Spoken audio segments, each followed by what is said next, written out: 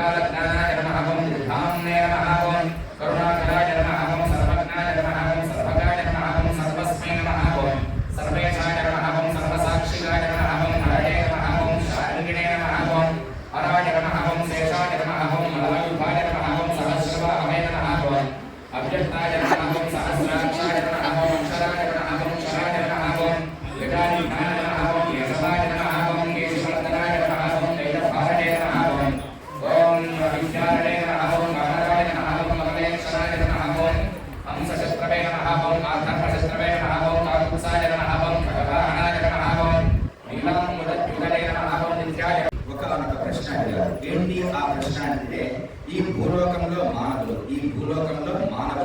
ఏ యజ్ఞం చేసినా, ఏ వ్రతము చేసినా, ఏ పూజ చేసినా, ఏ హోమం చేసినా జీవితాంతమంతా కూడా సుఖ సంతోషాలను కలిగి ఉంటారో అలాంటి యజ్ఞము కానీ, వ్రతము కానీ, పూజ కానీ, హోమం కానీ ఉంటే చెప్పండి అని శౌనకాదుషులందరూ కూడా అడిగారు. ఏమని అడిగారు? ఈ భూలోకంలో మానవులు ఏ యజ్ఞము చేసినా, ఏ వ్రతము చేసినా, ఏ పూజ చేసినా, ఏ హోమం చేసినా కొంచెం జీవితాంతమంతా కూడా సుఖ సంతోషాలను కలిగి ఉంటారు.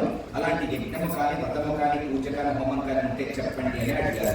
అలా అడిగేసరికి సుఖ మహామునికి చాలా సంతోషం వేసింది. ఎందుకని వాడ స్వార్థం కోసం అడగల. ఎవరిని ఉద్దేశించి అడిగారు? వాడు భూలోకంలో మానవులను ఉద్దేశించి, అంటే పరోపకారితార్థమై అడిగేసరికి సూత మహామునికి చాలా సంతోషం వేసి, నాయన ఈ ప్రశ్న మీరు నన్ను అడిగినట్లుగానే పూర్వం ఒకప్పుడు నారద మహా